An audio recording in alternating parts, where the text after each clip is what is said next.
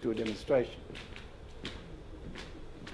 For the purposes of this demonstration, I will need 4 volunteers from the audience. And yes, I didn't prep them beforehand. So that means it's you. Come on, 4 volunteers from the audience. I know you all, so I know you're gonna come up eventually. Yeah, that's right.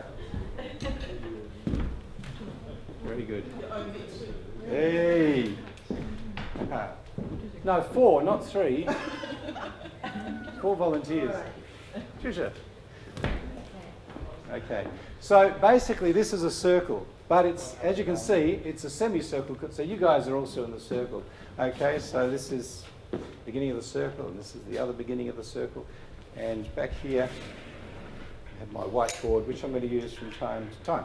So one of the verses in the book is one I wrote in 2007, and it was for the purpose of dealing, originally for the purpose of dealing with this sound, th, the theta, th, as in Thursday. And many students find this difficult learning English because it is absent in most other languages. So coming to English at 15 or 20 years of age with no experience of sticking your tongue out to make a word sound is like crazy stuff. Yeah, it's very difficult.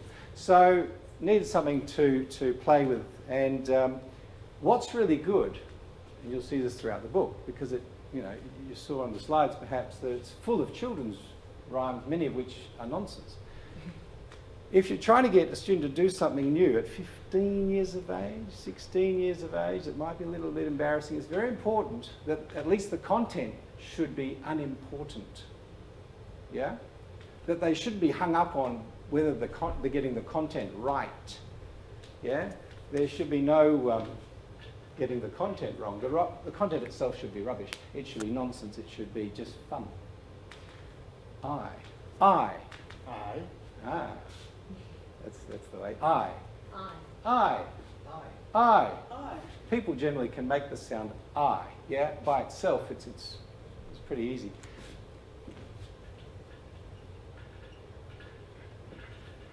I think.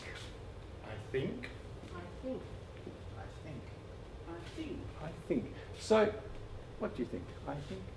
Therefore I am. No. Oh, give me the whole sentence though. I think. Therefore I am. Okay, where do you come from again? I think I'm here. I think this is a difficult sentence. I think I don't know what to say. Yeah. So we're sort of just riffing with it, yeah? It's an incomplete sentence, and students can finish it because you don't have to give them everything complete. You can give them bits at a time, and they can complete it. And so instead of me just writing it all down and everyone repeating it, I just write a little bit, and instead of getting one sentence, which I know like the back of my hand, we get 4 other interesting sentences. And it's important to remember for a teacher that you have as many teachers in the room as there are warm bodies in the room. Yeah? And sometimes this student will learn nothing from you. They hate you. But they like him. And so they'll ignore you, but they'll learn from him. Yeah? So you have to use all of the people in the room as teachers. I think. So here's our th, which is hard to say. Say it again. I think. I think. No more. Think. I think. I can't see your tongue. I think. Oh, that's good. Make it funny. I think. More. Think. I think. It's okay to exaggerate things if you're learning something for the first time. They're not going to stick their tongue out so much forever. They're just going to do it in your class. And when they go outside, they'll draw it back again. Thank goodness. This word also has this ink in it, which is also quite rare. So, think. So you will hear some students, they'll just go, I think. They won't end it. Yeah. A lot of languages finish with vowel sounds on the end of words, not hard sounds, not consonants. So if a student's not making that k, you can make sure that you really emphasize it. Yeah. Think. I think. Yeah.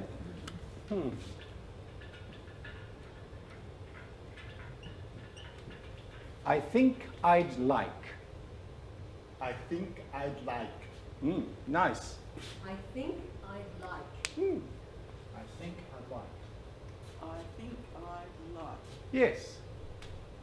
And it's getting a bit complex. It's, you know, sometimes I miss things out. You'd be surprised how often that poor sound there gets missed. People say, I think I like. Yeah? I'd. And you might have to explain that it's a contraction of two other words. Yeah? I think I'd like. And then you've got the k having there, and sometimes that sound is difficult as well. So it's a very simple little beginning of a sentence, and yet there's so much in it for teaching. And so when you're going around the circle, you can focus in on what you like. And you're not doing this on one day. You never teach anything for one day or one lesson. You're going to come back to this a few times in that week, and you come back to it again a couple of weeks later, and you come back to it again. I think I'd like, finish the sentence. I think I'd like to sit down now. I know, but it's not time yet. I think I'd like an ice cream.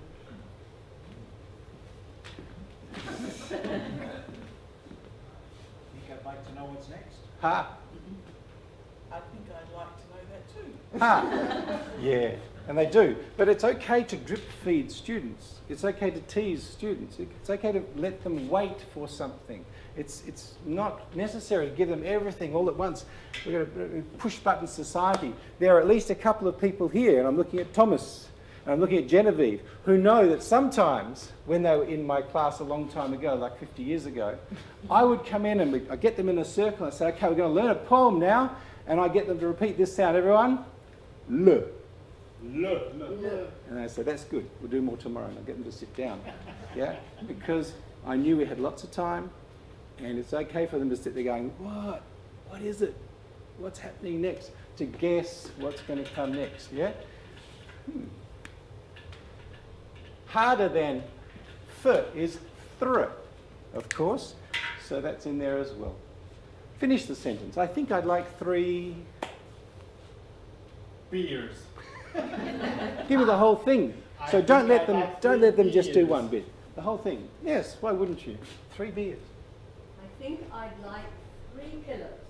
I think I'd like 3 otters.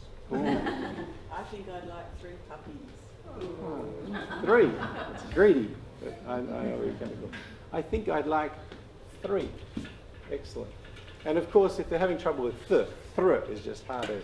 I think I'd like 3, and I'm going to finish it now.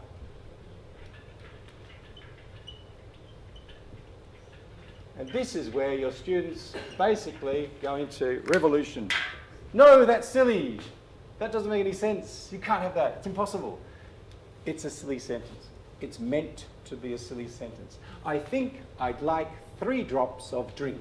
It does rhyme, which is think and drink. But, and we've got the dr coming in here as well.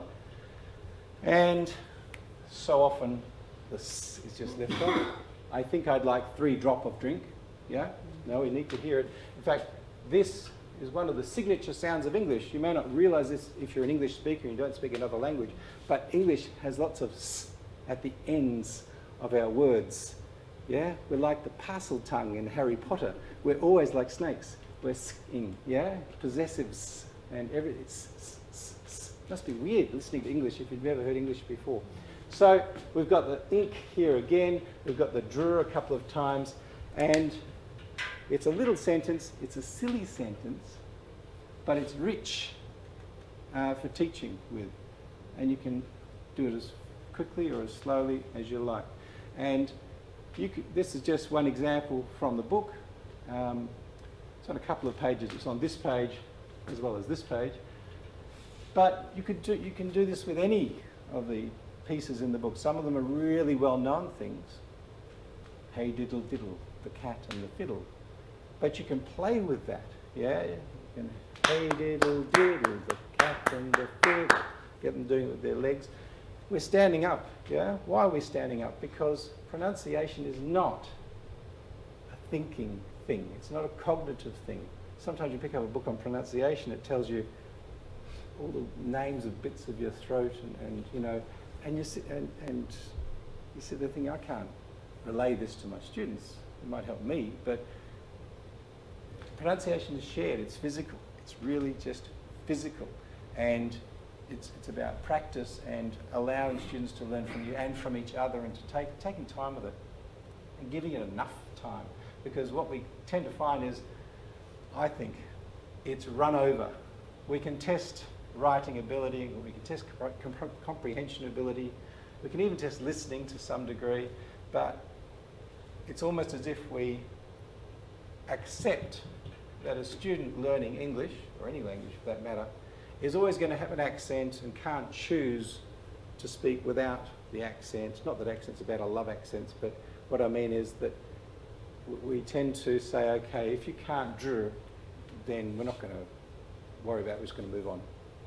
What I say is, if you can't draw, let's spend lots of time with that, because that's important, because it's so basic. It's speech, it's something physical. And the basic things, we can spend lots and lots of time with them. And having spent lots of time with them, students are much more likely to achieve them. And then, you know, being able to choose how you speak is very important. One of the things at the Communicare Academy we're always saying to the students is not so much don't swear, which we say every day and every minute, but rather you need to be able to choose when to speak formally. Because if you can't choose the way you speak, then that narrows your chances, narrows your life chances. Thank you.